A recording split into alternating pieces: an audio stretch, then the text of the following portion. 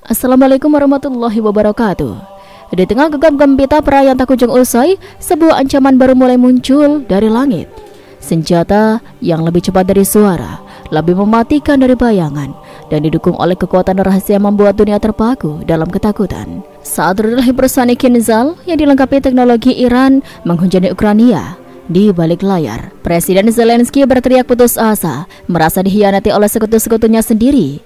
Apakah ini awal kiamat modern yang akan mengubah wajah geopolitik dunia selamanya? Atau ada harapan tersembunyi di balik heningan yang mencekam? Di tengah derasnya gelombang konflik yang telah berkecamuk bertahun-tahun di Ukraina, dunia kini menyaksikan sebuah babak baru yang jauh lebih menakutkan dan kompleks.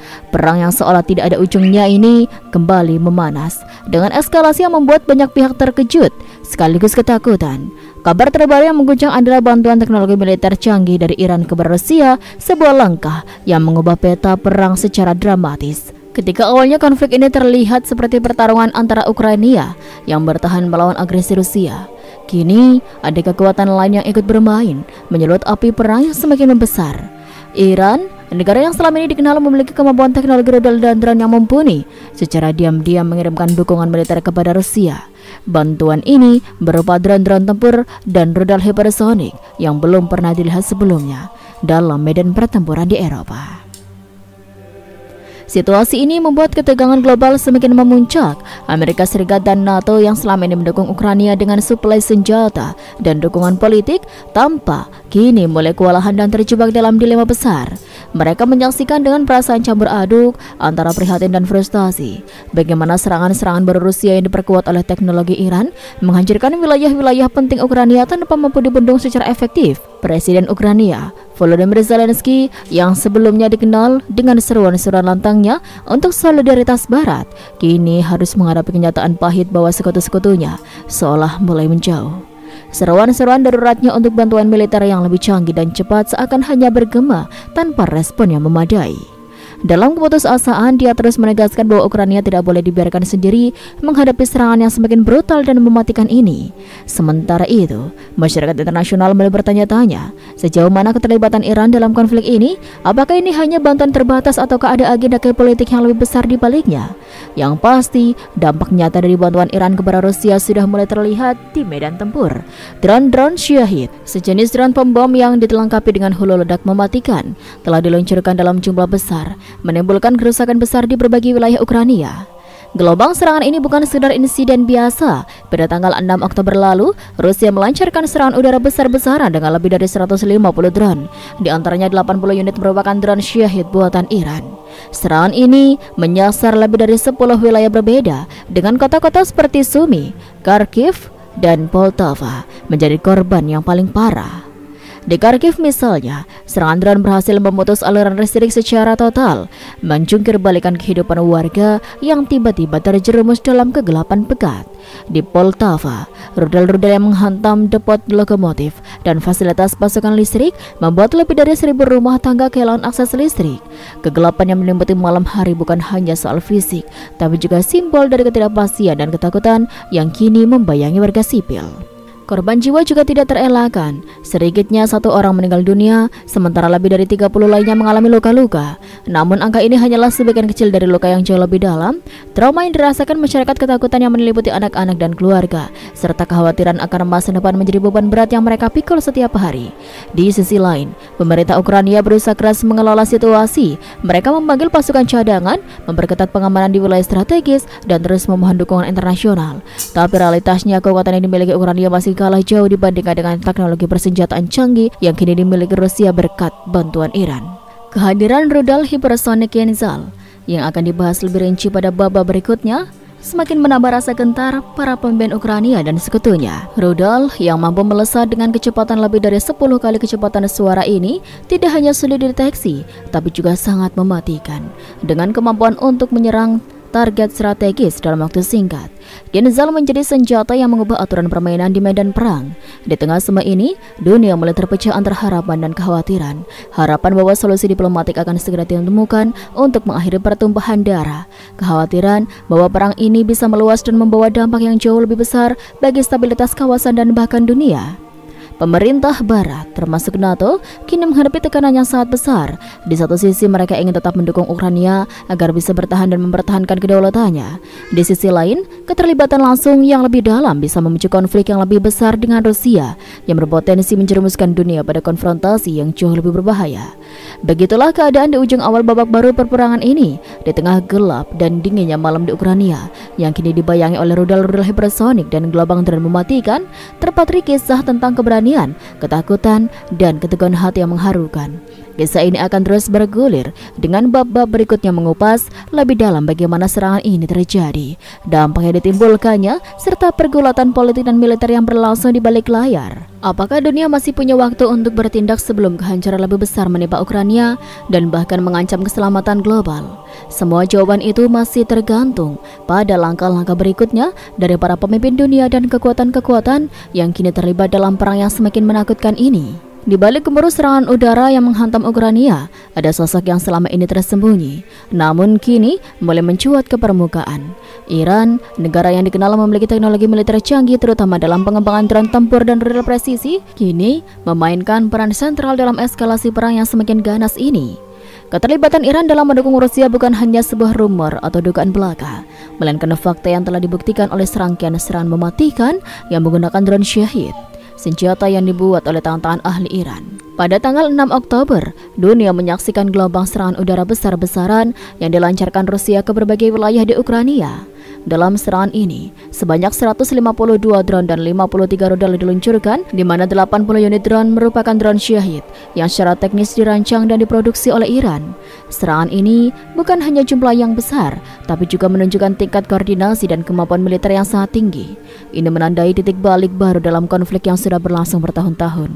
Drone Shahid sendiri adalah jenis drone pembom yang dirancang untuk menyerang dengan presisi tinggi, membawa hulu ledak yang mematikan. Berbeda dengan drone pengintai biasa, drone ini mampu menargetkan lokasi-lokasi vital seperti fasilitas militer, infrastruktur energi, hingga titik logistik yang menjadi nadi pergerakan pasukan Ukraina. Teknologi ini memungkinkan Rusia melakukan serangan dengan skala besar sekaligus menyulitkan pertahanan Ukraina yang terbatas. Wilayah-wilayah yang menjadi sasaran utama serangan drone ini adalah Sumy, Kharkiv, dan Poltava. Kota-kota yang selama ini menjadi pusat perlawanan dan simbol kekuatan Ukraina tersebut kini menghadapi kehancuran dan kegelapan. Di Kharkiv misalnya, serangan berhasil memutus total aliran listrik, membuat kota itu terperangkap dalam kegelapan yang pekat. Warga yang biasanya mengandalkan listrik untuk kehidupan sehari-hari, tiba-tiba kehilangan akses tersebut tanpa peringatan. Lampu-lampu yang biasanya menerangi malam menjadi padam, menggantikan cahaya dengan ketakutan dan kecemasan yang mendalam. Di Poltava, serangan rudal menghantam depot lokomotif dan fasilitas pasokan listrik. Dampaknya sangat luas. Lebih dari 1.000 rumah tangga mengalami pemadaman listrik total. Kegelapan malam bukan hanya sebuah gangguan fisik, tapi juga simbol dari situasi yang semakin memburuk. Keluarga-keluarga yang terjebak dalam kondisi ini menghadapi ketidakpastian, ketakutan akan serangan lanjutan, dan ketidakmampuan untuk menjalani kehidupan normal.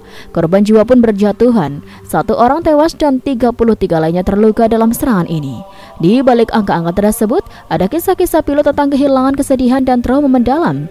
Orang-orang yang kehilangan anggota keluarga mereka, yang luka-lukanya membekas bukan hanya di tubuh, tapi juga di jiwa. Anak-anak yang harus tidur dalam ketakutan, orang tua yang merasa putus asa menghadapi situasi yang semakin sulit. Yang membuat kondisi ini semakin memilukan adalah kenyataan bahwa serangan ini terjadi tengah harapannya semakin menipis dari Ukraina dan sekutu-sekutunya Amerika Serikat dan negara-negara NATO yang selama ini menjadi pendukung utama Ukraina, hanya mampu menyaksikan dan memberi pernyataan tanpa langkah konkret yang mampu menahan serangan ini secara efektif. Barat yang dulu mendorong Ukraina untuk lebih dekat dan bergantung pada mereka, kini tanpa meninggalkan sendirian di medan perang yang kejam. Keterbatasan sistem pertahanan Ukraina menghadapi gelombang serangan ini menjadi jelas. Drone Shahid yang diluncurkan dalam jumlah besar dengan teknik serangan terkoordinasi membuat pertahanan udara Ukraina kewalahan. Setiap drone yang berhasil menembus pertahanan membawa dampak besar bagi keberlangsungan operasional militer dan kehidupan sipil.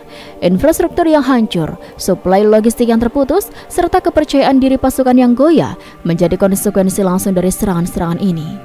Lebih dari itu, keterlibatan Iran dalam konflik ini menimbulkan pertanyaan besar di panggung internasional. Apa sebenarnya motivasi Iran untuk mengirim mengirimkan bantuan militer kepada Rusia, apakah ini sekedar upaya memperkuat aliansi geopolitik atau ada tujuan lain yang lebih dalam dan strategis? Beberapa analis mengatakan bahwa Iran melihat kesempatan untuk memperkuat posisinya di dunia dengan menunjukkan kemampuan teknologi militernya, sekaligus menguji coba senjata canggih di medan tempur nyata. Namun bagi Ukraina dan dunia, dampaknya jauh lebih nyata dan mengerikan. Bantuan teknologi dari Iran bukan hanya memperpanjang perang, tapi juga meningkatkan resiko kerusakannya jauh lebih besar dengan persenjataan canggih seperti drone Shahid dan rudal hipersonik yang segera menyusul. Medan perang Ukraina berubah menjadi arena yang jauh lebih berbahaya dan dengan korban jiwa serta kehancuran yang terus bertambah. Pemerintah Ukraina yang sudah kewalahan menghadapi agresi Rusia kini harus berjuang melawan ancaman baru yang datang dari langit. Setiap serangan drone adalah ancaman nyata bagi keselamatan warga sipil dan keberlangsungan pertahanan negara. Para petugas darurat, pasukan militer dan warga sipil yang tinggal di wilayah berdampak harus berjuang untuk bertahan di tengah situasi yang semakin sulit. Sementara itu, dunia masih terperangah menyaksikan bagaimana konflik ini berubah menjadi peperangan teknologi tinggi yang penuh dengan kekejaman. Media internasional mulai menyorot peran Iran dalam perang ini dan banyak negara memberikan peringatan keras terhadap eskalasi bantuan militer yang dapat memperparah situasi. Namun kata-kata dan kecaman belum cukup untuk menghalau drone-drone mematikan yang terus menghantam Ukraina. Dalam perang modern, teknologi menjadi senjata utama yang menentukan arah konflik. Namun ketika teknologi itu berkembang dengan pesat, bahkan sistem pertahanan tercanggih sekalipun dapat kewalahan.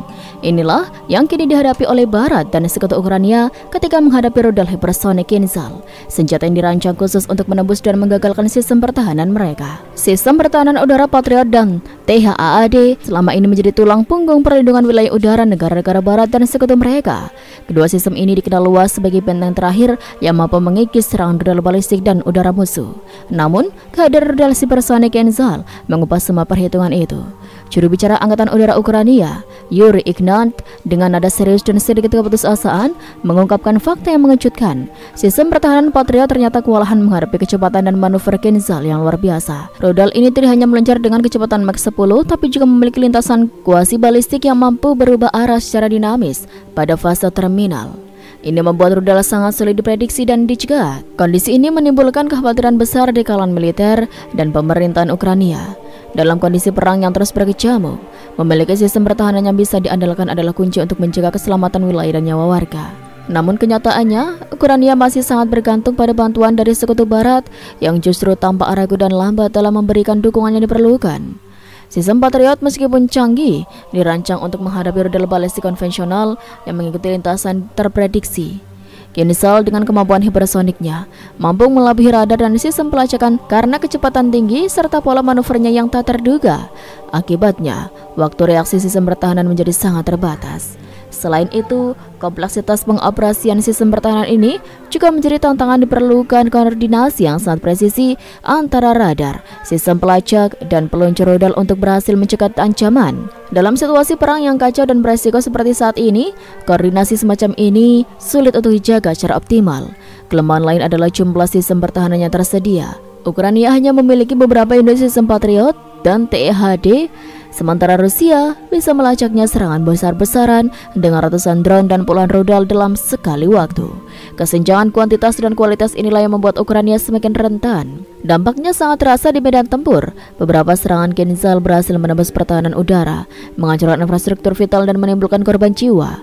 Kerusakan yang ditimbulkan bukan hanya fisik tapi juga psikologis, karena menghadapi senjata yang hampir mustahil dihentikan, meningkatkan ketakutan dan kecemasan di kalangan pasukan dan warga sipil. Sekutu Barat yang selama ini digantungkan harapan oleh Ukraina kini menghadapi tekanan politik dan moral yang berat. Mereka dituntut untuk mempercepat pengiriman sistem pertahanan udara yang lebih canggih dan membantu melatih pasukan Ukraina dalam penggunaannya. Namun, ada dinamika politik kompleks yang membuat bantuan ini tidak selalu berjalan mulus. Beberapa negara Barat khawatir bahwa keterlibatan lebih dalam akan memicu eskalasi konflik yang lebih besar dengan Rusia yang sudah menunjukkan keseriusan dalam mempertahankan kepentingannya. Di sisi lain, tekanan publik dan solidaritas kemanusiaan memaksa mereka untuk memberikan tindakan cepat dan memberikan dukungan maksimal kepada Ukraina. Di balik layar diplomasi dan kebijakan politik, dunia menyaksikan bagaimana teknologi perang modern menjadi ujian terbesar bagi sistem pertahanan yang pernah ada. Rudal hipersonik Kinzhal bukan hanya menghadirkan ancaman militer, tapi juga tantangan strategis yang menuntut inovasi dan adaptasi cepat. Beberapa ahli militer dan teknologi mulai mengusulkan solusi baru seperti pengembangan sistem pertahanan berbasis laser, jaringan radar baru, dan teknologi deteksi dini yang lebih canggih. Namun semua ini membutuhkan waktu dan investasi besar, sementara Ukraina membutuhkan perlindungan sekarang juga. Di tengah kesulitan tersebut, semangat perlawanan Ukraina tidak luntur. Pasukan dan rakyatnya terus berjuang, mencoba bertahan dan mencari celah untuk melawan serangan mematikan ini. Mereka menyadari bahwa perang ini bukan hanya soal persenjataan, tapi juga soal keberanian dan keteguhan hati. Malam itu di tengah langit Kiev yang gelap akibat pemadaman listrik, Presiden Volodymyr Zelensky duduk di ruang bawah tanah yang kini menjadi pusat komando darurat. Wajahnya tegang, matanya lelah, tapi tidak ada keraguan sedikit pun dalam surat pandangnya. Ia sedang menyiapkan pidato penting yang akan disiarkan ke dunia. Pidato yang bukan hanya menjadi seruan darurat, tapi juga harapan terakhir Ukraina untuk bertahan di tengah badai serangan Rusia yang kian brutal. Setelah rentetan serangan rudal hipersonik Kinzhal menghantam infrastruktur utama dan mengacaukan sistem komunikasi militer Ukraina, Zelensky tidak punya banyak pilihan. Sistem pertahanan udara kewalahan, bantuan dari barat datang terlalu lambat, dan medan perang berubah setiap jam. Ukraina kini berdiri di ujung tanduk. Dunia harus melihat apa yang sedang terjadi di sini, ujar Zelensky kepada stafnya. Ini bukan lagi tentang kami, ini tentang masa depan Eropa, tentang kemanusiaan. Pidatonya malam itu disiarkan langsung ke berbagai platform internasional. Dengan suara berat yang menggambarkan situasi di lapangan yang menyebutkan kehancuran di Lviv, Poltava, Kharkiv, dan Zaporizhia. Ia menyoroti kekuatan rudal hipersonik Rusia dan bagaimana sistem pertahanan barat gagal menangkal serangan tersebut. Sekutu kami berjanji akan melindungi kami. Kami berjuang bukan hanya untuk tanah air kami, tapi untuk seluruh peradaban yang percaya pada kebebasan. Namun hari ini kami merasa sendirian, ucapnya penuh emosi. Zelensky kemudian menyerukan bantuan darurat yang meminta tambahan sistem pertahanan udara, senjata jarak jauh, dan pengiriman ulang suplai militer yang terputus sejak jalur logistik di Lviv dihancurkan oleh serangan Kinzhal. Ia juga menuntut langkah-langkah nyata dari negara-negara NATO, bukan hanya kata-kata dukungan di mimbar diplomatik, namun seperti gema di lorong kosong. Seruan itu tak langsung dijawab. Negara-negara besar Eropa terlihat ragu. Amerika Serikat yang biasanya memimpin dalam pengambilan sikap saat ini sibuk menghadapi tekanan internal dan politik global lainnya. Inggris mengeluarkan pernyataan keprihatinan, Prancis menyerukan deeskalasi, dan Jerman meminta evaluasi bersama. Tanggapan itu bagi rakyat Ukraina yang sedang dibombardir tidak lebih dari sekedar kata-kata hampa. Di media sosial reaksi warga Ukraina meluap. Banyak yang mulai mempertanyakan kesetiaan sekutu barat. Kami diminta untuk melawan dengan semangat, tapi mereka bahkan tak sanggup mengirim pelindung langit kami, tulis seorang aktivis dari Dnipro. Di sudut lain Kiev, seorang ibu dua anak yang rumahnya rusak akibat serangan Kinzhal menulis, apakah yang dibutuhkan agar dunia sadar? Apakah kami harus mati semua dulu? Kemarahan perlahan berubah menjadi kekecewaan menjadi keheningan, dan dalam keheningan itulah Ukraina melanjutkan perangnya sendiri. Pasukan di garis depan tetap berjuang meskipun logistik mereka terganggu dan komunikasi dengan markas pusat sering terputus. Mereka menggunakan kendaraan yang rusak untuk barikade, senjata yang sudah aus untuk bertahan, dan semangat yang hampir padam untuk melawan. Sementara itu, Zelensky terus melakukan diplomasi keliling via konferensi virtual. Ia berbicara kepada Parlemen Eropa, menyerukan solidaritas. Ia menghubungi Gedung Putih, meminta bantuan segera, namun yang ia terima hanya janji dan pengkajian ulang strategi.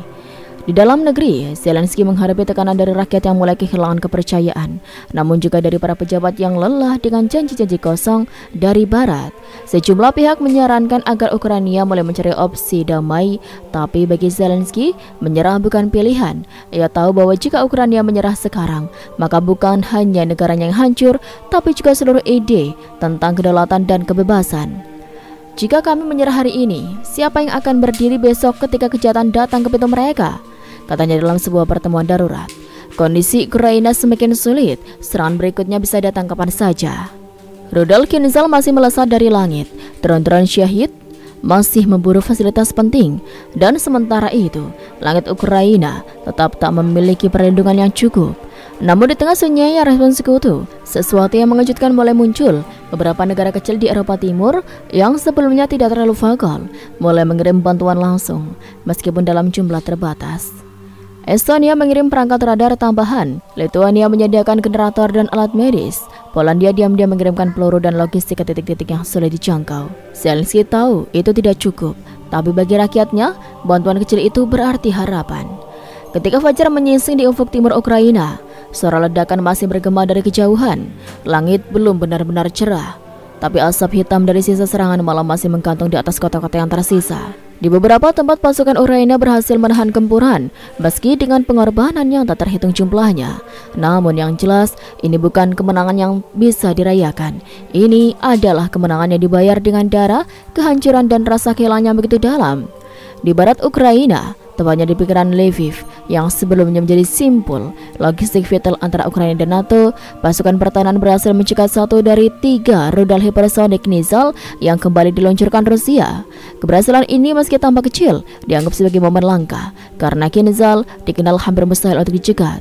Rudal itu berhasil dijatuhkan hanya karena keserangkaian keberuntungan teknis dan kesiapan penuh dari satu unit sistem Patriot yang dipasang ulang secara darurat 2 hari sebelumnya. Namun 2 rudal lainnya menghantam sasaran. Salah satunya menghancurkan gudang logistik yang baru dibangun ulang setelah serangan sebelumnya. Gudang itu menyimpan obat-obatan penting, makanan, serta perangkat komunikasi militer.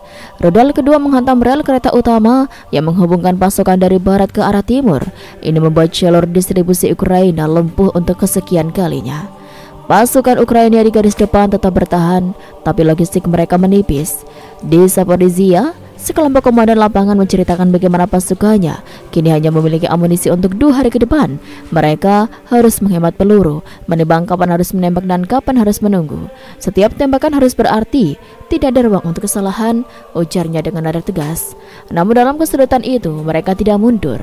Di kota Mykolaiv, para sukarelawan sipil terdiri dari guru, petani, dan pekerja pabrik mengorganisir dapur umum, memperbaiki rumah-rumah yang rusak, dan mengangkut bantuan kemanusiaan. Dalam kegelapan dan dingin, semangat gotong royong menjadi satu-satunya bahan bakar yang masih tersisa. Seorang wanita parubaya bernama Oksana yang kehilangan suaminya dalam serangan dan sepekan lalu, kini menjadi relawan dapur umum. Setiap pagi, ia memasak untuk lebih dari 50 pengungsi dan tentara yang terluka. Dengan air mata yang tertahan, ia berkata, "Saya tidak bisa membawa suami saya kembali, tapi saya bisa membantu mereka yang masih hidup. Itu cukup untuk membuat saya terus berjalan." Meskipun Ukraina mencatat beberapa keberhasilan defensif seperti menahan serangan ke depot militer di Dnipro dan mengalihkan serangan drone dari pusat pembangkit listrik di Rivne, kerusakan telah terjadi di banyak titik krusial. Jaringan listrik nasional masih lumpuh di beberapa wilayah. Rumah sakit bekerja dengan daya cadangan, sistem air bersih terganggu, sekolah dan tempat ibadah rusak berat atau ditutup total. Di sisi lain, Rusia mengklaim keberhasilan operasionalnya secara terbuka. Dalam pernyataan resmi disiarkan oleh media pemerintah, Kementerian Pertahanan Rusia menyebut bahwa penggunaan rudal hipersonik Nizhal telah berhasil menetralisir pusat-pusat logistik musuh dan melumpuhkan aliran bantuan militer asing ke Ukraina. Pernyataan tersebut meski dianggap provokatif, tidak dapat dibantah sebenarnya mengingat kenyataan di lapangan. Lebih mengerikan lagi, laporan intelijen yang bocor ke publik menyebut bahwa Rusia diduga sedang mempertimbangkan penggunaan rudal Nizhal dengan muatan non-konvensional jika eskalasi terus berlanjut. Meskipun belum ada konfirmasi resmi, kabar ini menyebar cepat dan menimbulkan gelombang ketakutan yang nyata di kalangan warga dan komunitas internasional. Zelensky sendiri dalam pidato singkat ke rakyatnya tidak menyembunyikan kesedihan yang mendalam. "Kita telah menunjukkan kepada dunia bahwa kita bisa bertahan, bahkan ketika ditinggalkan. Tapi kemenangan ini datang dengan harga yang tidak layak dibayar. Anak-anak kita tidur di bawah tanah, rumah sakit berubah jadi pos tempur. Kita mempertahankan negara ini, tapi sampai kapan kita bisa bertahan sendirian?" katanya sambil menahan getaran di suaranya. Di media internasional, opini mulai terbagi. Beberapa tokoh di barat mulai mengkritik kebijakan lamban pemerintah mereka. Jika Ukraina tumbang, itu bukan karena mereka tidak berani, tapi karena kita terlalu lambat untuk bertindak, ujar seorang senator Amerika Serikat dalam wawancara di stasiun berita. Media Eropa mulai memuat tajuk utama seperti Ukraina menang, tapi dunia gagal, atau kemenangan yang sepi tepuk tangan. Sementara itu, di medan perang suara tank dan drone masih bersahutan. Tak ada waktu untuk merayakan, tak ada tempat untuk beristirahat. Rakyat Ukraina terus menggenggam harapan yang tersisa. Meskipun dunia mulai lelah menyimak berita perang, mereka tidak punya pilihan selain melanjutkan. Ketika keheningan malam kembali menyelimuti Kiev, yang tersisa hanyalah suara mesin generator dan isakan yang terpendam. Ukraina dengan segala keterbatasannya masih bertahan, tapi dunia mulai berubah. Seruan Volodymyr Zelensky yang sebelumnya menggema tanpa jawaban perlahan mulai memantul kembali. Tidak semua telinga lagi tuli. 3 hari setelah serangan besar-besaran Rusia menghantam lebih dari 20 lokasi strategis di Ukraina, termasuk pusat logistik dan jaringan rel penting, opini global mulai bergeser ketika gambar-gambar kehancuran akibat rudal Kinzhal membanjiri media internasional. Anak-anak yang kehilangan anggota keluarganya, rumah sakit yang berubah jadi puing, dan kota-kota yang mati lampu total. Ketidaknyamanan mulai tumbuh di hati masyarakat internasional. Dari New York hingga Berlin, gelombang protes kecil muncul, bukan hanya menuntut Rusia menghentikan agresinya, tapi juga menekan pemerintah masing-masing agar segera mengambil tindakan nyata. Jangan biarkan Ukraina mati perlahan, tulis salah satu spanduk di depan Parlemen Eropa di Washington DC. Sekelompok mahasiswa memprotes lambatnya respon pemerintah terhadap permintaan bantuan dari Kiev. Presiden Prancis Emmanuel Macron yang sebelumnya bersikap moderat dan mendesak dialog diplomatik akhirnya menyatakan bahwa serangan Kinzhal terhadap pusat logistik sipil merupakan tindakan yang tidak bisa ditoleransi dalam hukum internasional. Jerman setelah sebelumnya ragu menyetujui pengiriman satu sistem bertahan udara Iris-T tambahan dan paket bantuan medis darurat. Bahkan Amerika Serikat yang selama berminggu-minggu terlihat gamang akhirnya mengumumkan akan mempercepat pengiriman sistem anti-rudal jarak menengah dan bantuan keuangan sebesar 5 miliar dolar. Meskipun hal ini masih harus melewati progres legislatif di Kongres. Namun di tengah semua tekanan dan perubahan arah ini, waktu terus berjalan dan Ukraina tak bisa hanya menunggu belas kasih. Di medan perang, situasi semakin tidak menentu. Rusia mulai menunjukkan pola serangan baru dengan penggunaan rudal Kinzhal secara lebih sistematis dan presisi. Serangan rudal kini diarahkan bukan hanya ke instalasi militer, tapi ke infrastruktur yang menopang kehidupan sipil, pembangkit listrik, stasiun air bersih, bahkan pusat distribusi pangan. Sebuah laporan dari intelijen Inggris yang dikutip oleh The Guardian menyebut bahwa Rusia tampaknya menggunakan strategi kelaparan dan keputusasaan untuk memaksa Ukraina menyerah dengan menghancurkan suplai makanan, listrik, dan air. Kremlin berharap bisa menundukkan rakyat tanpa harus sepenuhnya menguasai wilayah secara langsung. Namun strategi ini alih-alih melemahkan semangat justru menyulut api kemarahan yang lebih besar.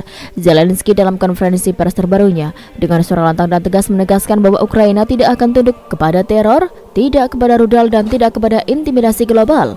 Ia menyindir beberapa negara besar yang terlalu sibuk dengan retorika, namun lambat dalam aksi. Bukan pidato yang menyelamatkan nyawa, bukan pernyataan keprihatinannya menghentikan rudal hipersonik. Kami membutuhkan langkah bukan kata, ujarnya tajam. Dunia mendengar, tapi apakah mereka cukup cepat bergerak? Masih menjadi tanda tanya. Sementara itu, laporan intelijen NATO menyebut bahwa Iran kemungkinan telah meningkatkan jumlah pasukan drone tempur ke Rusia. Beberapa di antaranya dikabarkan telah dimodifikasi dengan gaya ledak lebih besar dan sistem navigasi yang ditingkatkan. Fakta ini semakin memperburuk keadaan. Sekjen NATO Jens Stoltenberg akhirnya mengakui bahwa dukungan teknologi Iran terhadap Rusia telah meningkatkan daya rusak serangan udara dan ini menjadi perhatian serius aliansi. Meski begitu, NATO masih enggan untuk terlibat langsung dalam konflik dengan alasan menghindari eskalasi terbuka dengan Moskow. Namun tekanan tidak hanya datang dari luar. Di dalam Rusia sendiri muncul sinyal-sinyal ketegangan politik. Beberapa analis independen mengamati bahwa meskipun pemerintah Rusia mengklaim keberhasilan operasi Kinzhal, biaya logistik dan tekanan ekonomi dalam negeri terus meningkat. Sanksi internasional mulai menunjukkan dampaknya. Rakyat Rusia mulai mempertanyakan arah dan tujuan perang ini. Ukraina tidak hanya berperang melawan senjata, tapi juga waktu, cuaca, kelaparan, rasa lelah yang tak tertanggungkan. Namun, semangat juang mereka tidak padam. Di sebuah bunker kecil di Kharkiv, seorang prajurit muda bernama Andre menuliskan surat untuk ibunya. Bu, jika besok aku tidak bisa menulis lagi, tolong beritahu adik bahwa aku tidak menyesal. Aku bertarung karena tidak ada pilihan lain. Kami tidak punya siapa-siapa selain satu sama lain. Surat itu seperti ribuan lainnya yang tidak pernah sampai menggambarkan betapa perang ini telah mengubah segalanya. Ukraina bukan lagi hanya negara yang diserang, ia kini menjadi simbol perjuangan terakhir untuk kebebasan di abad ini. Langit Ukraina yang dulu biru kini telah berubah menjadi medan perang terbuka. Bukan hanya pesawat dan drone yang melintas di atasnya, tapi juga rudal hipersonik, pecahan satelit dan seribuan mimpi-mimpi rakyat yang perlahan tercerai-berai oleh perang. Di tengah semua itu, satu hal menjadi jelas, langit tak lagi milik Ukraina. Tanggal 19 Oktober menjelang tengah malam, suara gemuruh kembali membelah angkasa. Rudal-rudal kembali meluncur dari wilayah udara Belarus dan Laut Hitam. Kecepatan mereka melampaui suara. Beberapa diluncurkan dari jet MiG-31. Beberapa lainnya dari sistem meluncur darat di dalam wilayah Rusia. Tapi semuanya punya satu tujuan, mematikan denyut kehidupan Ukraina.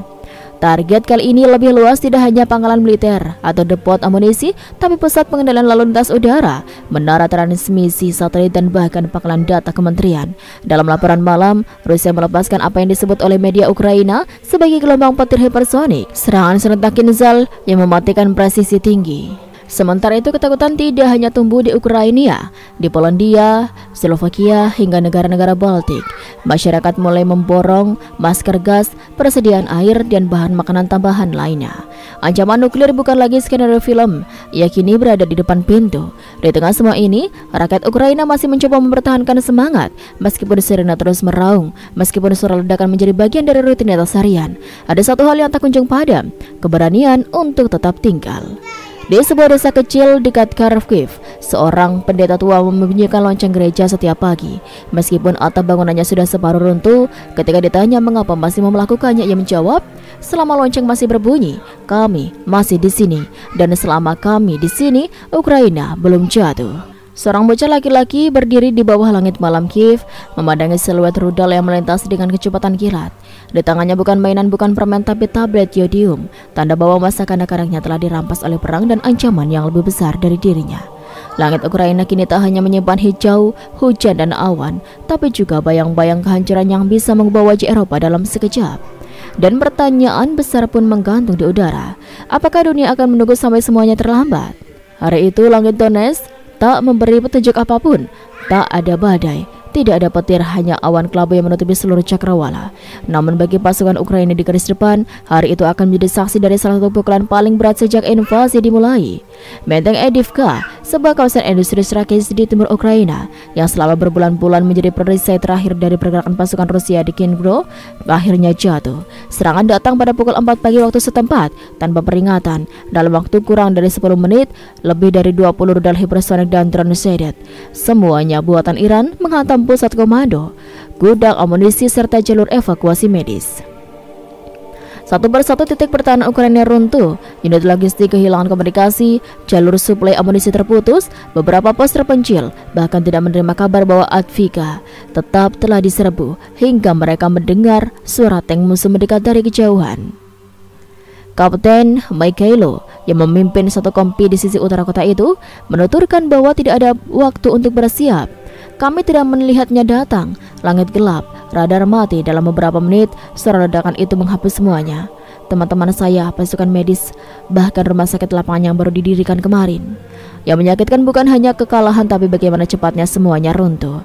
Setelah kehilangan kontrol penuh atas Avdiivka, Rusia melancarkan serangan darat secara masif. Pasukan mereka yang diperkuat oleh unit Magnar dan kendaraan lapis baja baru dari Belarus menyapu sektor per sektor. Puluhan tentara Ukraina yang kelelahan, kehabisan amunisi, akhirnya ditangkap. Beberapa lainnya tewas dalam penyergapan brutal di lorong-lorong sempit pabrik tua. Avdiivka yang selama ini dianggap sebagai pilar pertahanan timur kini berubah menjadi tanda seru dari kehancuran yang makin mendekat. Kejatuhannya menjadi pembuka jalur menuju Dnipro dan Zaporizhia, dua kota besar yang menyuplai kebutuhan logistik dan komunikasi untuk setengah dari wilayah dengan Ukraina. Presiden Zelensky dalam pidato daruratnya malam itu menahan amarah dan luka yang terlalu dalam. "Mereka menghancurkan kota kami bukan untuk menang, tapi untuk membuat kami tidak punya tempat kembali. Tapi dengarkan ini, selama kami masih bernafas, Avdiivka tidak benar-benar jatuh, kami akan kembali." Tapi bagi banyak orang, terutama yang kehilangan keluarga di sana, kata-kata itu seperti pelukan yang tak cukup hangat. Di pusat evakuasi Kramatorsk, ratusan pengungsi dari Avdiivka berkumpul tanpa tahu harus kemana. Beberapa di antaranya bahkan hanya membawa satu tas pakaian dan foto keluarga yang sudah hangus di pinggirannya. Beberapa pengamat militer mencatat bahwa Rusia menggunakan versi terbaru dari rudal Kinzhal dengan sistem manuver terminal yang lebih lincah, sehingga bahkan sistem Patriot yang tersisa tidak mampu mengunci targetnya. Ini menimbulkan kekhawatiran besar bahwa Rusia kini mulai menguji batas kemampuan Barat dalam medan perang nyata. Dalam laporan intelijen yang dibocorkan ke media Jerman, disebutkan bahwa Kinzhal versi baru memiliki sistem pengacau elektronik yang membuat radar Barat buta selama beberapa menit, beberapa detik krusial saat rudal mendekat. Ini menjelaskan kenapa benteng Adkiva yang selama ini dijaga ketat bisa dilalu lantahkan hanya dalam satu serangan malam. Pemerintah Ukraina yang sudah kewalahan menghadapi agresi Rusia kini harus berjuang melawan ancaman baru yang datang dari langit. Setiap serangan drone adalah ancaman nyata bagi keselamatan warga sipil dan keberlangsungan pertahanan negara. Para petugas darurat, pasukan militer dan warga sipil yang tinggal di wilayah berdampak harus berjuang untuk bertahan di tengah situasi yang semakin sulit. Sementara itu, dunia masih terperangah menyaksikan bagaimana konflik ini berubah menjadi peperangan teknologi tinggi yang penuh dengan kekejaman. Media internasional mulai menyorot peran Iran dalam perang ini, dan banyak negara memberikan peringatan keras terhadap eskalasi bantuan militer yang dapat memperparah situasi. Namun kata-kata dan kecaman belum cukup untuk menghalau drone-drone mematikan yang terus menghantam Ukraina. Dalam perang modern, teknologi menjadi senjata utama yang menentukan arah konflik. Namun ketika teknologi itu berkembang dengan pesat, bahkan sistem pertahanan tercanggih sekalipun dapat kewalahan. Inilah yang kini dihadapi oleh Barat dan sekutu Ukraina ketika menghadapi rudal hypersonic Kinzhal, senjata yang dirancang khusus untuk menembus dan menggagalkan sistem pertahanan mereka. Sistem pertahanan udara Patriot dan THAAD selama ini menjadi tulang punggung perlindungan wilayah udara negara-negara Barat dan sekutu mereka. Kedua sistem ini dikenal luas sebagai benteng terakhir yang mampu mengikis serangan rudal balistik dan udara musuh. Namun, kehadiran rudal supersonik Kinzhal mengubah semua perhitungan itu. Juru bicara Angkatan Udara Ukraina, Yuri Ignat, dengan nada serius dan sedikit keputusasaan, mengungkapkan fakta yang mengejutkan. Sistem pertahanan Patriot ternyata kewalahan menghadapi kecepatan dan manuver Kinzhal yang luar biasa. Rudal ini tidak hanya meluncur dengan kecepatan Mach 10, tapi juga memiliki lintasan kuasi balistik yang mampu berubah arah secara dinamis pada fase terminal. Ini membuat rudal sangat sulit diprediksi dan dicegah. Kondisi ini menimbulkan kekhawatiran besar di kalangan militer dan pemerintahan Ukraina. Dalam kondisi perang yang terus berkecamuk, memiliki sistem pertahanan yang bisa diandalkan adalah kunci untuk menjaga keselamatan wilayah dan nyawa warga. Namun kenyataannya, Ukraina masih sangat bergantung pada bantuan dari sekutu Barat yang justru tampak ragu dan lambat dalam memberikan dukungan yang diperlukan. Sistem Patriot meskipun canggih, dirancang untuk menghadapi rudal balistik konvensional yang mengikuti lintasan terprediksi. Kinzhal dengan kemampuan hipersoniknya mampu melebihi radar dan sistem pelacakan karena kecepatan tinggi serta pola manuvernya yang tak terduga. Akibatnya, waktu reaksi sistem pertahanan menjadi sangat terbatas. Selain itu, kompleksitas pengoperasian sistem pertahanan ini juga menjadi tantangan. Diperlukan koordinasi yang sangat presisi antara radar, sistem pelacak, dan peluncur rudal untuk berhasil mencegat ancaman. Dalam situasi perang yang kacau dan beresiko seperti saat ini, koordinasi semacam ini sulit untuk dijaga secara optimal. Kelemahan lain adalah jumlah sistem pertahanan yang tersedia. Ukraina hanya memiliki beberapa unit sistem Patriot dan THAAD, sementara Rusia bisa melacaknya serangan besar-besaran dengan ratusan drone dan puluhan rudal dalam sekali waktu. Kesenjangan kuantitas dan kualitas inilah yang membuat Ukraina semakin rentan. Dampaknya sangat terasa di medan tempur. Beberapa serangan Kinzhal berhasil menembus pertahanan udara, menghancurkan infrastruktur vital dan menimbulkan korban jiwa. Kerusakan yang ditimbulkan bukan hanya fisik tapi juga psikologis, karena menghadapi senjata yang hampir mustahil dihentikan, meningkatkan ketakutan dan kecemasan di kalangan pasukan dan warga sipil. Sekutu Barat yang selama ini digantungkan harapan oleh Ukraina kini menghadapi tekanan politik dan moral yang berat. Mereka dituntut untuk mempercepat pengiriman sistem pertahanan udara yang lebih canggih dan membantu melatih pasukan Ukraina dalam penggunaannya. Namun, ada dinamika politik kompleks yang membuat bantuan ini tidak selalu berjalan mulus. Beberapa negara Barat khawatir bahwa keterlibatan lebih dalam akan memicu eskalasi konflik yang lebih besar dengan Rusia yang sudah menunjukkan keseriusan dalam mempertahankan kepentingannya. Di sisi lain, tekanan publik dan solidaritas kemanusiaan memaksa mereka untuk memberikan tindakan cepat dan memberikan dukungan maksimal kepada Ukraina. Di balik layar diplomasi dan kebijakan politik, dunia menyaksikan bagaimana teknologi perang modern menjadi ujian terbesar bagi sistem pertahanan yang pernah ada. Rudal hipersonik Kinzhal bukan hanya menghadirkan ancaman militer, tapi juga tantangan strategis yang menuntut inovasi dan adaptasi cepat. Beberapa ahli militer dan teknologi mulai mengusulkan solusi baru, seperti pengembangan sistem pertahanan berbasis laser, jaringan radar baru, dan teknologi deteksi dini yang lebih canggih. Namun semua ini membutuhkan waktu dan investasi besar, sementara Ukraina membutuhkan perlindungan sekarang juga. Di tengah kesulitan tersebut, semangat perlawanan Ukraina tidak luntur. Pasukan dan rakyatnya terus berjuang, mencoba bertahan dan mencari celah untuk melawan serangan mematikan ini. Mereka menyadari bahwa perang ini bukan hanya soal persenjataan, tapi juga soal keberanian dan keteguhan hati. Malam itu di tengah langit Kiev yang gelap akibat pemadaman listrik, Presiden Volodymyr Zelensky duduk di ruang bawah tanah yang kini menjadi pusat komando darurat. Wajahnya tegang, matanya lelah, tapi tidak ada keraguan sedikit pun dalam surat pandangnya. Ia sedang menyiapkan pidato penting yang akan disiarkan ke dunia.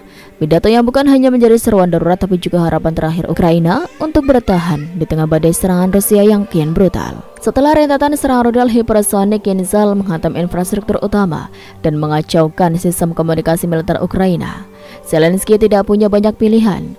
Sistem pertahanan udara kewalahan, bantuan dari barat datang terlalu lambat, dan medan perang berubah setiap jam. Ukraina kini berdiri di ujung tanduk. Dunia harus melihat apa yang sedang terjadi di sini, ujar Zelensky kepada stafnya. Ini bukan lagi tentang kami, ini tentang masa depan Eropa, tentang kemanusiaan. Pidatonya malam itu disiarkan langsung ke berbagai platform internasional. Dengan suara berat yang menggambarkan situasi di lapangan, yang menyebutkan kehancuran di Lviv, Poltava, Kharkiv, dan Zaporizhia. Ia menyoroti kekuatan rudal hipersonik Rusia dan bagaimana sistem pertahanan barat gagal menangkal serangan tersebut. Sekutu kami berjanji akan melindungi kami. Kami berjuang bukan hanya untuk tanah air kami, tapi untuk seluruh peradaban yang percaya pada kebebasan. Namun hari ini kami merasa sendirian, ucapnya penuh emosi. Zelensky kemudian menyerukan bantuan darurat yang meminta tambahan sistem pertahanan udara, senjata jarak jauh, dan pengiriman ulang suplai militer yang terputus sejak jalur logistik di Lviv dihancurkan oleh serangan Kinzhal. Ia juga menuntut langkah-langkah nyata dari negara-negara NATO, bukan hanya kata-kata dukungan di mimbar diplomatik, namun seperti gema di lorong kosong. Seruan itu tak langsung dijawab. Negara-negara besar Eropa terlihat ragu. Amerika Serikat yang biasanya memimpin dalam pengambilan sikap saat ini sibuk menghadapi tekanan internal dan politik global lainnya. Inggris mengeluarkan pernyataan keprihatinan, Prancis menyerukan deeskalasi, dan Jerman meminta evaluasi bersama. Tanggapan itu bagi rakyat Ukraina yang sedang dibombardir tidak lebih dari sekedar kata-kata hampa. Di media sosial reaksi warga Ukraina meluap. Banyak yang mulai mempertanyakan kesetiaan sekutu barat. Kami diminta untuk melawan dengan semangat, tapi mereka bahkan tak sanggup mengirim pelindung langit kami, tulis seorang aktivis dari Dnipro. Di sudut lain Kiev, seorang ibu dua anak yang rumahnya rusak akibat serangan Kinzhal menulis, apakah yang dibutuhkan agar dunia sadar? Apakah kami harus mati semua dulu? Kemarahan perlahan berubah menjadi kekecewaan menjadi keheningan, dan dalam keheningan itulah Ukraina melanjutkan perangnya sendiri. Pasukan di garis depan tetap berjuang meskipun logistik mereka terganggu dan komunikasi dengan markas pusat sering terputus. Mereka menggunakan kendaraan yang rusak untuk barikade, senjata yang sudah aus untuk bertahan, dan semangat yang hampir padam untuk melawan. Sementara itu, Zelensky terus melakukan diplomasi keliling via konferensi virtual. Ia berbicara kepada Parlemen Eropa, menyerukan solidaritas. Ia menghubungi Gedung Putih, meminta bantuan segera, namun yang ia terima hanya janji dan pengkajian ulang strategi. Di dalam negeri, Zelensky menghadapi tekanan dari rakyat yang mulai kehilangan kepercayaan, namun juga dari para pejabat yang lelah dengan janji-janji kosong dari barat. Sejumlah pihak menyarankan agar Ukraina mulai mencari opsi damai, tapi bagi Zelensky, menyerah bukan pilihan. Ia tahu bahwa jika Ukraina menyerah sekarang, maka bukan hanya negaranya yang hancur, tapi juga seluruh ide tentang kedaulatan dan kebebasan. Jika kami menyerah hari ini, siapa yang akan berdiri besok ketika kejahatan datang ke pintu mereka? Katanya dalam sebuah pertemuan darurat. Kondisi Ukraina semakin sulit, serangan berikutnya bisa datang kapan saja. Rudal Kinzhal masih melesat dari langit, drone-drone Syahid masih memburu fasilitas penting, dan sementara itu, langit Ukraina tetap tak memiliki perlindungan yang cukup.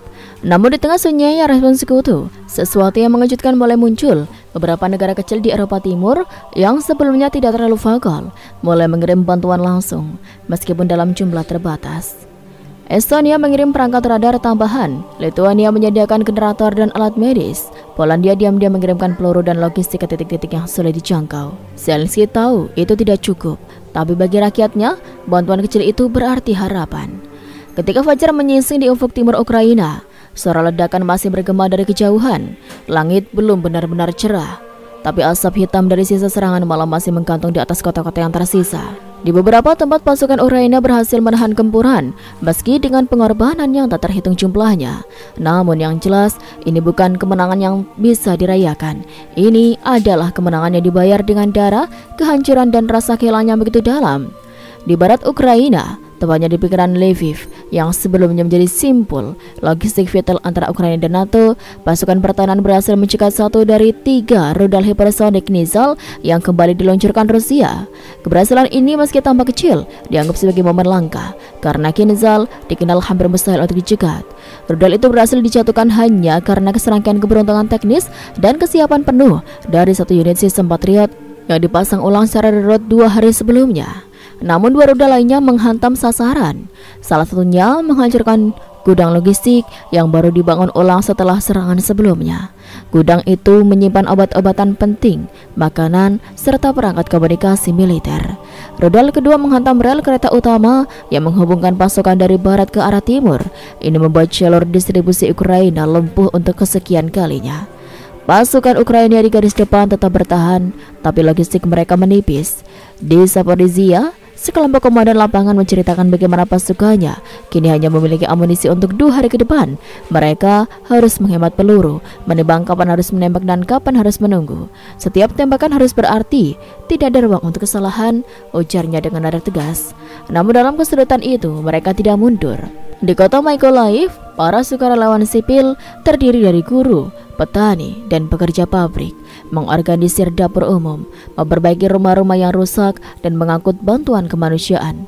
Dalam kegelapan dan dingin, semangat gotong royong menjadi satu-satunya bahan bakar yang masih tersisa. Seorang wanita parubaya bernama Oksana yang kehilangan suaminya dalam serangan drone sepekan lalu, kini menjadi relawan dapur umum. Setiap pagi, ia memasak untuk lebih dari 50 pengungsi dan tentara yang terluka. Dengan air mata yang tertahan, ia berkata, "Saya tidak bisa membawa suami saya kembali, tapi saya bisa membantu mereka yang masih hidup. Itu cukup untuk membuat saya terus berjalan." Meskipun Ukraina mencatat beberapa keberhasilan defensif seperti menahan serangan ke depot militer di Dnipro dan mengalihkan serangan drone dari pusat pembangkit listrik di Rivne, kerusakan telah terjadi di banyak titik krusial. Jaringan listrik nasional masih lumpuh di beberapa wilayah.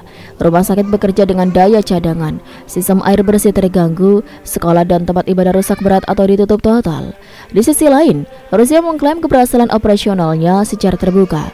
Dalam pernyataan resmi disiarkan oleh media pemerintah, Kementerian Pertahanan Rusia menyebut bahwa penggunaan rudal hypersonic Nizhal telah berhasil menetralisir pusat-pusat logistik musuh dan melumpuhkan aliran bantuan militer asing ke Ukraina.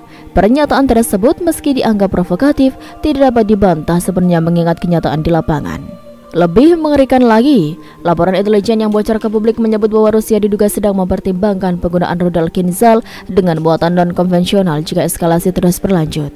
Meskipun belum ada konfirmasi resmi, kabar ini menyebar cepat dan menimbulkan gelombang ketakutan yang nyata di kalangan warga dan komunitas internasional. Zelensky sendiri dalam pidato singkat ke rakyatnya tidak menyembunyikan kesedihan yang mendalam. "Kita telah menunjukkan kepada dunia bahwa kita bisa bertahan, bahkan ketika ditinggalkan. Tapi kemenangan ini datang dengan harga yang tidak layak dibayar. Anak-anak kita tidur di bawah tanah, rumah sakit berubah jadi pos tempur. Kita mempertahankan negara ini, tapi sampai kapan kita bisa bertahan sendirian?" katanya sambil menahan getaran di suaranya. Di media internasional, opini mulai terbagi. Beberapa tokoh di barat mulai mengkritik kebijakan lamban pemerintah mereka. Jika Ukraina tumbang, itu bukan karena mereka tidak berani, tapi karena kita terlalu lambat untuk bertindak, ujar seorang senator Amerika Serikat dalam wawancara di stasiun berita. Media Eropa mulai memuat tajuk utama seperti Ukraina menang, tapi dunia gagal, atau kemenangan yang sepi tepuk tangan. Sementara itu, di medan perang suara tank dan drone masih bersahutan. Tak ada waktu untuk merayakan, tak ada tempat untuk beristirahat. Rakyat Ukraina terus menggenggam harapan yang tersisa. Meskipun dunia mulai lelah menyimak berita perang, mereka tidak punya pilihan selain melanjutkan. Ketika keheningan malam kembali menyelimuti Kiev, yang tersisa hanyalah suara mesin generator dan isakan yang terpendam. Ukraina dengan segala keterbatasannya masih bertahan, tapi dunia mulai berubah. Seruan Volodymyr Zelensky yang sebelumnya menggema tanpa jawaban perlahan mulai memantul kembali. Tidak semua telinga lagi tuli. 3 hari setelah serangan besar-besaran Rusia menghantam lebih dari 20 lokasi strategis di Ukraina, termasuk pusat logistik dan jaringan rel penting. Opini global mulai bergeser ketika gambar-gambar kehancuran akibat rudal Kinzhal membanjiri media internasional. Anak-anak yang kehilangan anggota keluarganya, rumah sakit yang berubah jadi puing, dan kota-kota yang mati lampu total. Ketidaknyamanan mulai tumbuh di hati masyarakat internasional. Dari New York hingga Berlin, gelombang protes kecil muncul, bukan hanya menuntut Rusia menghentikan agresinya, tapi juga menekan pemerintah masing-masing agar segera mengambil tindakan nyata. Jangan biarkan Ukraina mati perlahan, tulis salah satu spanduk di depan Parlemen Eropa di Washington DC. Sekelompok mahasiswa memprotes lambatnya respon pemerintah terhadap permintaan bantuan dari Kiev. Presiden Prancis Emmanuel Macron yang sebelumnya bersikap moderat dan mendesak dialog diplomatik akhirnya menyatakan bahwa serangan Kinzhal terhadap pusat logistik sipil merupakan tindakan yang tidak bisa ditoleransi dalam hukum internasional. Jerman setelah sebelumnya ragu menyetujui pengiriman satu sistem bertahan udara Iris-T tambahan dan paket bantuan medis darurat. Bahkan Amerika Serikat yang selama berminggu-minggu terlihat gamang akhirnya mengumumkan akan mempercepat pengiriman sistem anti rudal jarak menengah dan bantuan keuangan sebesar 5 miliar dolar. Meskipun hal ini masih harus melewati progres legislatif di Kongres. Namun di tengah semua tekanan dan perubahan arah ini, waktu terus berjalan dan Ukraina tak bisa hanya menunggu belas kasih. Di medan perang, situasi semakin tidak menentu. Rusia mulai menunjukkan pola serangan baru dengan penggunaan rudal Kinzhal secara lebih sistematis dan presisi. Serangan rudal kini diarahkan bukan hanya ke instalasi militer, tapi ke infrastruktur yang menopang kehidupan sipil, pembangkit listrik, stasiun air bersih, bahkan pusat distribusi pangan. Sebuah laporan dari intelijen Inggris yang dikutip oleh The Guardian menyebut bahwa Rusia tampaknya menggunakan strategi kelaparan dan keputusasaan untuk memaksa Ukraina menyerah dengan menghancurkan suplai makanan, listrik, dan air. Kremlin berharap bisa menundukkan rakyat tanpa harus sepenuhnya menguasai wilayah secara langsung. Namun strategi ini alih-alih melemahkan semangat justru menyulut api kemarahan yang lebih besar. Zelensky dalam konferensi pers terbarunya dengan suara lantang dan tegas menegaskan bahwa Ukraina tidak akan tunduk kepada teror, tidak kepada rudal, dan tidak kepada intimidasi global. Ia menyindir beberapa negara besar yang terlalu sibuk dengan retorika, namun lambat dalam aksi. Bukan pidato yang menyelamatkan nyawa, bukan pernyataan keprihatinan yang menghentikan rudal hipersonik. Kami membutuhkan langkah bukan kata, ujarnya tajam. Dunia mendengar, tapi apakah mereka cukup cepat bergerak masih menjadi tanda tanya. Sementara itu, laporan intelijen NATO menyebut bahwa Iran kemungkinan telah meningkatkan jumlah pasukan drone tempur ke Rusia. Beberapa di antaranya dikabarkan telah dimodifikasi dengan gaya ledak lebih besar dan sistem navigasi yang ditingkatkan. Fakta ini semakin memperburuk keadaan. Sekjen NATO Jens Stoltenberg akhirnya mengakui bahwa dukungan teknologi Iran terhadap Rusia telah meningkatkan daya rusak serangan udara dan ini menjadi perhatian serius aliansi. Meski begitu, NATO masih enggan untuk terlibat langsung dalam konflik dengan alasan menghindari eskalasi terbuka dengan Moskow. Namun tekanan tidak hanya datang dari luar. Di dalam Rusia sendiri muncul sinyal-sinyal ketegangan politik. Beberapa analis independen mengamati bahwa meskipun pemerintah Rusia mengklaim keberhasilan operasi Kinzhal, biaya logistik dan tekanan ekonomi dalam negeri terus meningkat. Sanksi internasional mulai menunjukkan dampaknya. Rakyat Rusia mulai mempertanyakan arah dan tujuan perang ini. Ukraina tidak hanya berperang melawan senjata, tapi juga waktu, cuaca, kelaparan, dan rasa lelah yang tak tertanggungkan. Namun, semangat juang mereka tidak padam. Di sebuah bunker kecil di Kharkiv, seorang prajurit muda bernama Andre menuliskan surat untuk ibunya. Bu, jika besok aku tidak bisa menulis lagi, tolong beritahu adik bahwa aku tidak menyesal. Aku bertarung karena tidak ada pilihan lain. Kami tidak punya siapa-siapa selain satu sama lain. Surat itu seperti ribuan lainnya yang tidak pernah sampai menggambarkan betapa perang ini telah mengubah segalanya. Ukraina bukan lagi hanya negara yang diserang, ia kini menjadi simbol perjuangan terakhir untuk kebebasan di abad ini. Langit Ukraina yang dulu biru kini telah berubah menjadi medan perang terbuka. Bukan hanya pesawat dan drone yang melintas di atasnya, tapi juga rudal hipersonik, pecahan satelit dan seribuan mimpi-mimpi rakyat yang perlahan tercerai-berai oleh perang. Di tengah semua itu, satu hal menjadi jelas, langit tak lagi milik Ukraina. Tanggal 19 Oktober menjelang tengah malam, suara gemuruh kembali membelah angkasa. Rudal-rudal kembali meluncur dari wilayah udara Belarus dan Laut Hitam. Kecepatan mereka melampaui suara. Beberapa diluncurkan dari jet MiG-31. Beberapa lainnya dari sistem meluncur darat di dalam wilayah Rusia. Tapi semuanya punya satu tujuan, mematikan denyut kehidupan Ukraina. Target kali ini lebih luas, tidak hanya pangkalan militer atau depot amunisi, tapi pusat pengendalian lalu lintas udara, menara transmisi satelit, dan bahkan pangkalan data kementerian. Dalam laporan malam, Rusia melepaskan apa yang disebut oleh media Ukraina sebagai gelombang petir hipersonik, serangan serentak Kinzhal yang mematikan presisi tinggi. Sementara itu, ketakutan tidak hanya tumbuh di Ukraina, di Polandia, Slovakia, hingga negara-negara Baltik. Masyarakat mulai memborong masker gas, persediaan air, dan bahan makanan tambahan lainnya. Ancaman nuklir bukan lagi skenario film, ia kini berada di depan pintu. Di tengah semua ini, rakyat Ukraina masih mencoba mempertahankan semangat, meskipun sirena terus meraung, meskipun suara ledakan menjadi bagian dari rutinitas harian.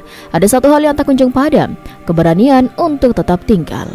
Di sebuah desa kecil dekat Kharkiv, seorang pendeta tua membunyikan lonceng gereja setiap pagi. Meskipun atap bangunannya sudah separuh runtuh, ketika ditanya mengapa masih mau melakukannya, ia menjawab, "Selama lonceng masih berbunyi, kami masih di sini, dan selama kami di sini, Ukraina belum jatuh." Seorang bocah laki-laki berdiri di bawah langit malam Kiev, memandangi siluet rudal yang melintas dengan kecepatan kilat. Di tangannya bukan mainan, bukan permen, tapi tablet yodium, tanda bahwa masa kanak-kanaknya telah dirampas oleh perang dan ancaman yang lebih besar dari dirinya. Langit Ukraina kini tak hanya menyimpan hijau, hujan, dan awan, tapi juga bayang-bayang kehancuran yang bisa mengubah wajah Eropa dalam sekejap. Dan pertanyaan besar pun menggantung di udara. Apakah dunia akan menunggu sampai semuanya terlambat? Hari itu langit Donetsk tak memberi petunjuk apapun. Tak ada badai, tidak ada petir, hanya awan kelabu yang menutupi seluruh cakrawala. Namun bagi pasukan Ukraina di garis depan, hari itu akan menjadi saksi dari salah satu pukulan paling berat sejak invasi dimulai. Benteng Avdiivka, sebuah kawasan industri strategis di timur Ukraina yang selama berbulan-bulan menjadi perisai terakhir dari pergerakan pasukan Rusia di Dnipro, akhirnya jatuh. Serangan datang pada pukul 4 pagi waktu setempat tanpa peringatan. Dalam waktu kurang dari 10 menit, lebih dari 20 rudal hipersonik dan drone sedet, semuanya buatan Iran, menghantam pusat komando, gudang amunisi, serta jalur evakuasi medis. Satu persatu titik pertahanan Ukraina runtuh, unit logistik kehilangan komunikasi, jalur suplai amunisi terputus, beberapa pos terpencil, bahkan tidak menerima kabar bahwa Avdiivka tetap telah diserbu hingga mereka mendengar suara tank musuh mendekat dari kejauhan.